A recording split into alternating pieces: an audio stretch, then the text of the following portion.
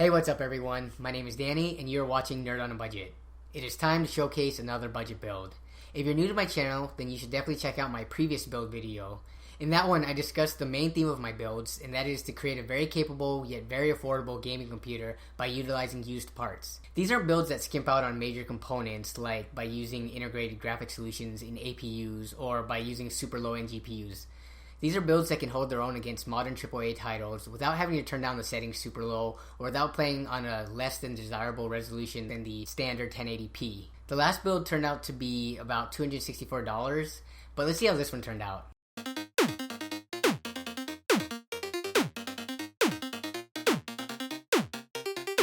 Alright, here are the parts used in the build. I removed them from the shipping boxes to save time, but I'll still be going into detail how I obtained each part and the price.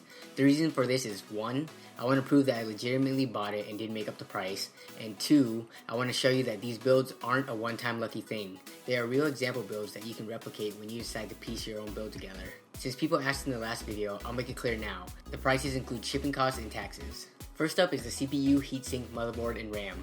I actually got all these bundled together through one transaction on Hardware Swap.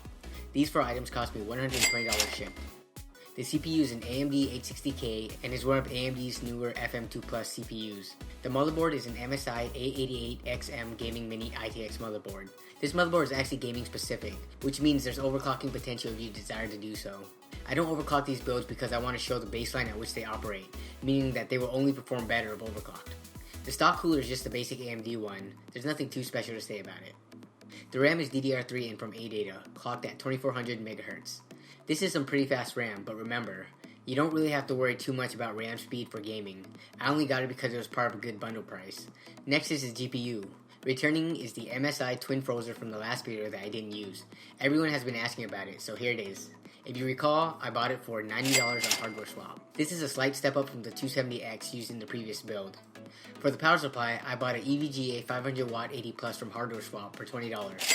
This did not need to be used because power supplies often go on sale for that price, brand new, though most of the time it's with a rebate. For storage, I was able to get two 7200 RPM 500GB Western Digital hard drives for $30 from Hardware Swap. I'll only be putting one in the system though, because we're on a budget, so that's $15 added to the total. The boot speed and load times from this hard drive is way better than the 5400 RPM drive from the last build. And last but certainly not least, the case. I bought the Cougar Spike Mini Gaming Tower from Tiger Direct's eBay account when they had their liquidation sale.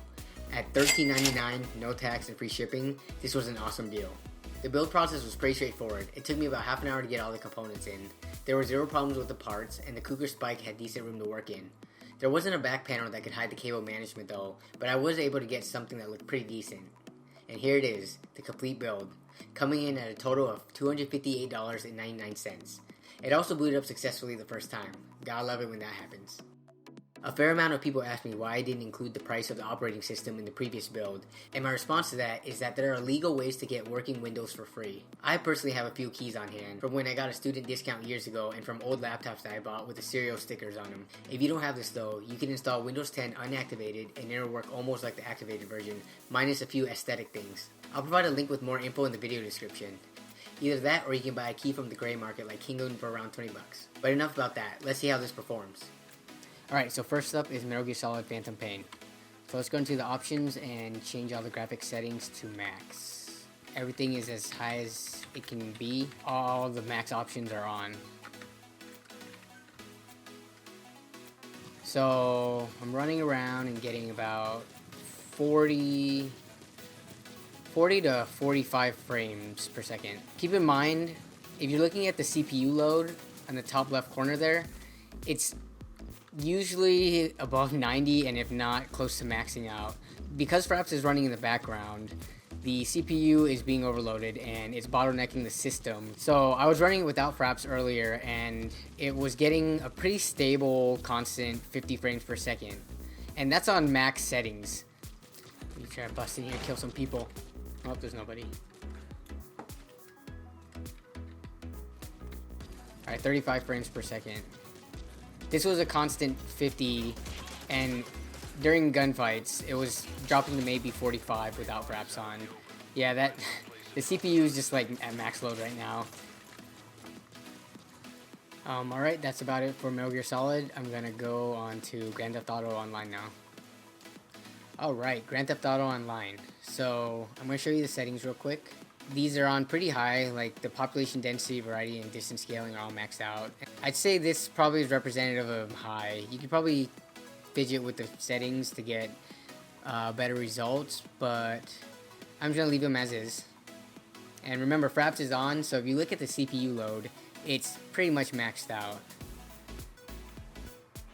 But I'm going to do some driving, and then I'll run on foot for a bit to see what kind of results we get. So without Fraps on, while driving, I was getting an average of about 35 frames per second. And right now, even with, oh jeez, I cannot drive. This is like driving texting, driving and looking at the stats. I'm getting, looks like a pretty stable 30 frames per second. We'll drive a little bit more and go a little faster and see if it stays like that. Even at max CPU load, it only dropped 5 frames. Yeah, we're getting pretty stable with 30 frames per second. So I'm going to get out of the car now and run around a bit and maybe punch some people and see what that looks like. On foot, I was getting around 40, jeez. I was getting around 40 frames per second. So, wow, on foot, for some reason, I'm getting a more noticeable frame drop. Yeah, it's also down at, oh no, see, it stabilized there. So I guess it kind of fluctuates, and I'm pretty sure Fraps isn't helping since the CPU load is spiking to max.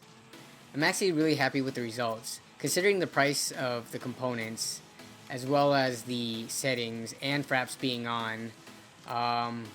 This is running pretty well.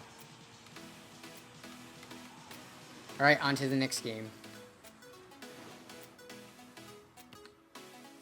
Ah yes, Witcher 3 once again. Let's turn off that hair works, because we don't care about his hair flowing in the wind. Okay. NVIDIA Hairworks off. And let's keep everything else at high. Let's see if that makes a big difference. I think it did last time.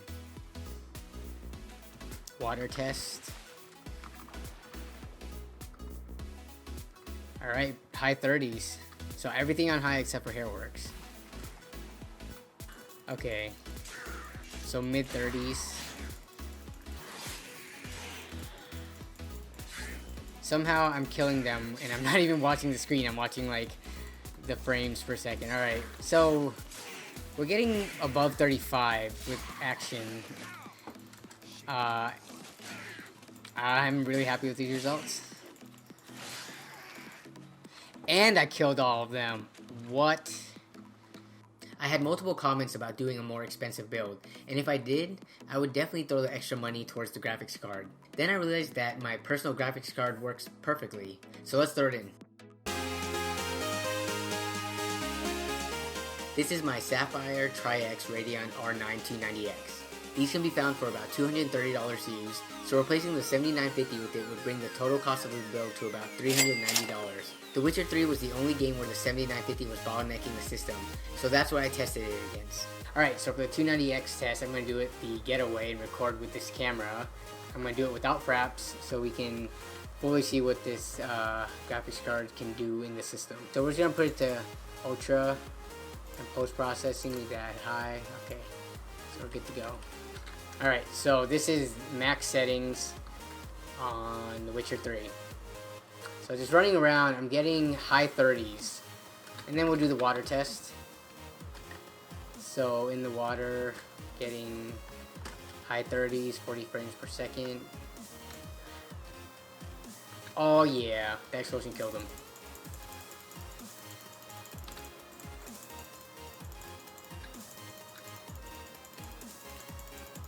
So on Ultra, in combat, mid 30, like 35 frames per second.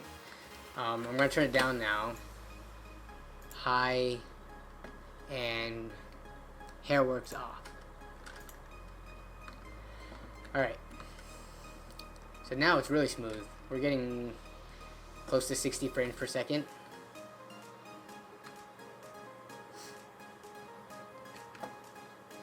So that's going to be the end of the benchmarking. So this is what happens when you take about $230 graphics card and throw it into a system that costs about $130. So here's the build summary. Compared to the last build, I was able to trim about $5 off the final price. We did, however, get a slightly stronger graphics card, but at the same time a slightly weaker CPU. The motherboard does leave room for overclocking to remedy this, but you'd probably want to grab a better cooler before doing so. In all, for under $260, I'd say that this was a super good value build. If you have extra cash, make sure the first thing you grab yourself is a solid state drive for lightning fast boot up speeds and load times. You could also allocate it towards the GPU. Just don't grab something too powerful or else you need to upgrade the CPU as well. And there you have it, another build down and definitely more to come. If you enjoyed this video, then you know what to do. If you're new to my channel and you haven't subscribed yet, then doing so will let you know when I post new videos. I don't post as often as I would like because I have work and other commitments outside of YouTube, but I'm about at one video a week, maybe every week and a half. I have a question for all of you though. Would you buy the computer in this video for $260 if it was presented in front of you fully built? What about the build from the previous video for $264? Would you buy that one if it was presented to you fully built? Let me know in the comment section below. You all have been amazing when it comes to leaving comments, questions, and feedback. I read through every single one of them and I try to respond to all of them. I think I've been hitting about 80 to 90% of them. So keep them coming. I'm really enjoying the interaction. I want to talk about one more thing before ending this video, and that is the milestone I recently passed, and that is getting to 1,000 subscribers. And I want to thank you, the viewers, for making this possible. My goal was to hit 1,000 subscribers in 1 year, and you all have accelerated that. So I'm going to make a special video regarding that. So definitely keep an eye out for that. I'll see you in the next one. Bye.